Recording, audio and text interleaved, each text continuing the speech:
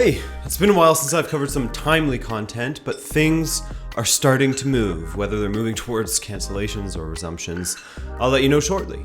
I'm Adrian, by the way. Welcome to Rabona TV. If you're new here, then consider subscribing if you enjoy the content, and let's go to France together.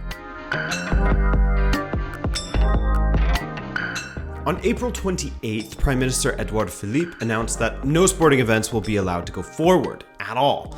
That means no sporting events even behind closed doors.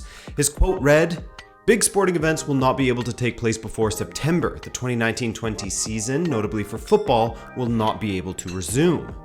So if it can't resume, then it can't finish. So now the league will have to decide what to do with regards to promotion, relegation, awarding Champions League and Europa League places.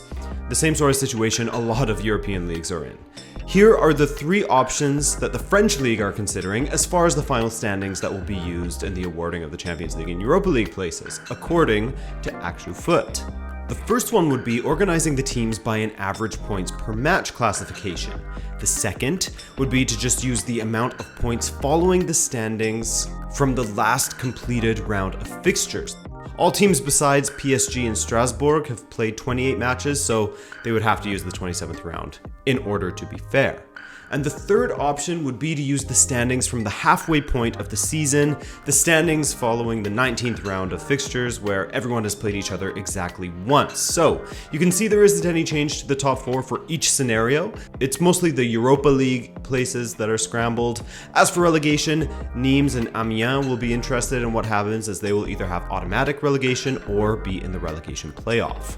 Or perhaps the LFP will follow the Eredivisie's example and have a vote as to whether they have promotion and relegation, or just promote teams and don't relegate anyone. And hopefully they will execute it better and let the results from the vote stand. What do I mean by this?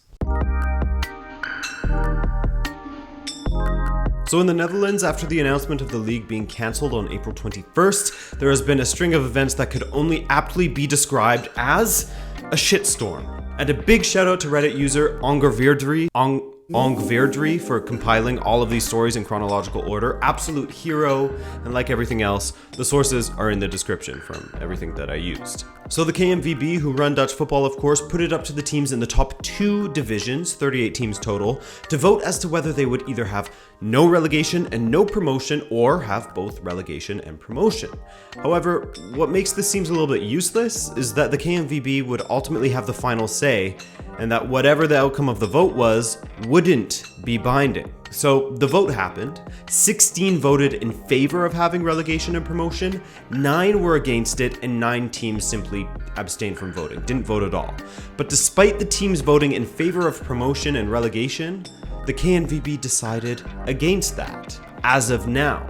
I'm not saying there isn't any merit in their decision, but what was the point of the vote? For a feeling of false democracy?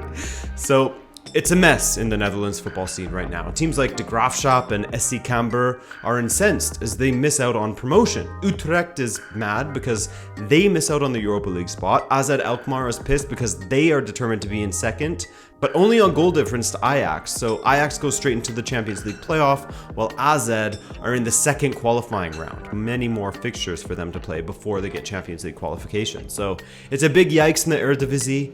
How are their neighbors Germany doing? Well, Germany has actually been one of the shining examples in Europe as far as their handling of the pandemic. Still, with how things have gone in Germany, I mean, they really flattened the curve, and you can see their daily new cases are dropping all the time. And so because of that, they're one of the leagues that are eyeing a return in May, early May. May 9th has been the date floating around. Apparently the club chiefs have signed off on it, and it's just waiting for government approval. Now, of course, if, or perhaps we can say when it does return, it will be behind closed doors. I'm sure you saw the story about the Borussia Mönchengladbach fans paying to get cardboard cutouts of themselves to fill the stands.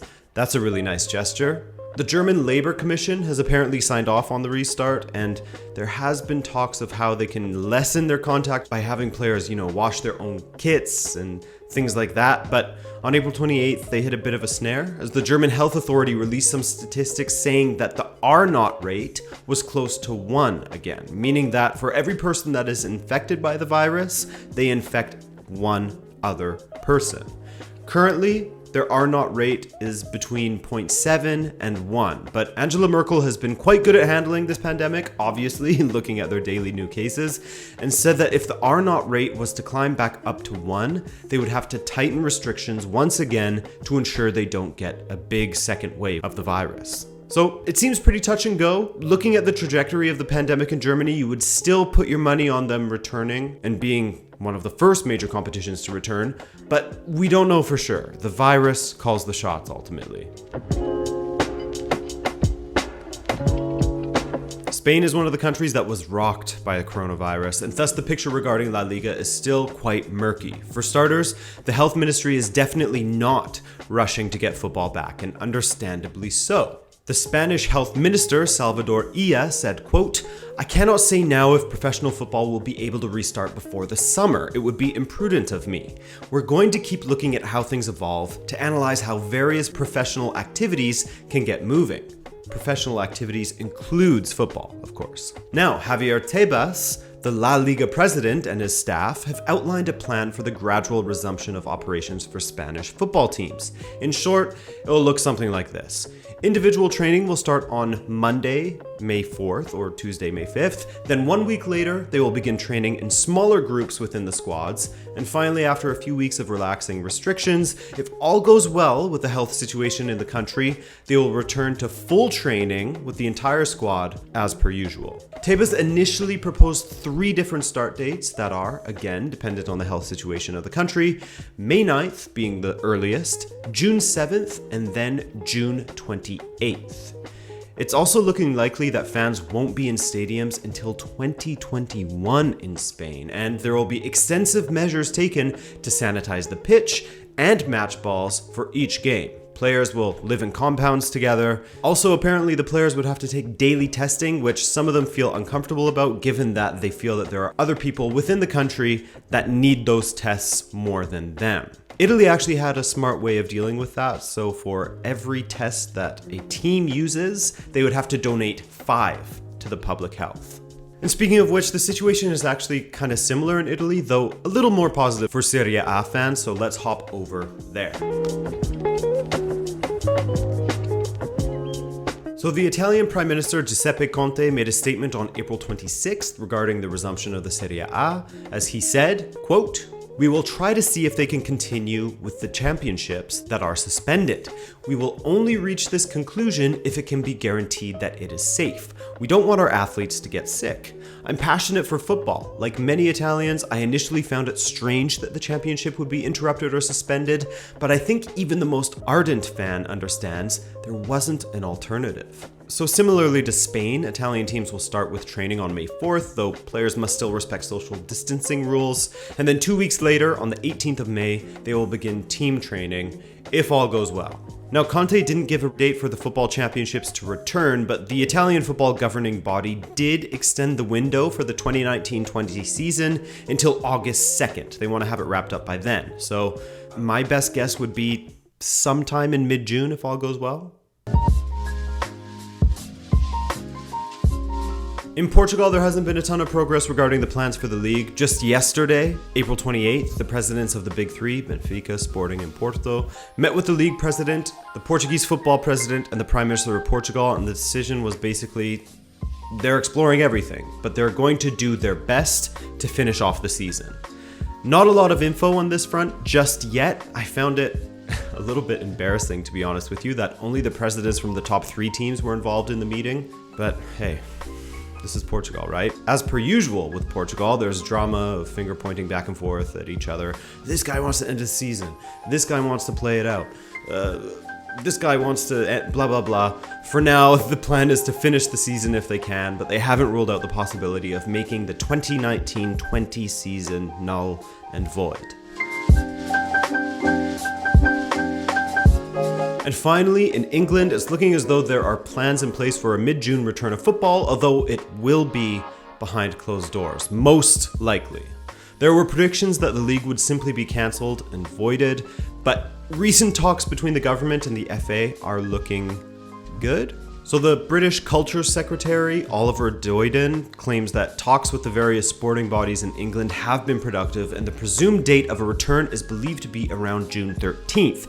And according to various articles, clubs are demanding that they are allowed to have a minimum of a 3-week training camp period to ensure fitness levels are at a safe, acceptable level to avoid injuries due to lack of fitness. That would mean teams would have to be in full training by the last week of May in order to resume by June 13th, the second weekend of June. So as mentioned earlier, it's likely that the matches would be played behind closed doors. I can't really see them being played in front of crowds at all. But we will learn a lot more about this on Friday, May 1st, when Premier League officials will be meeting again and will update all of the clubs as far as a roadmap regarding dates for players returning to full training, potential resumption dates for the league, whether matches will be played at neutral venues.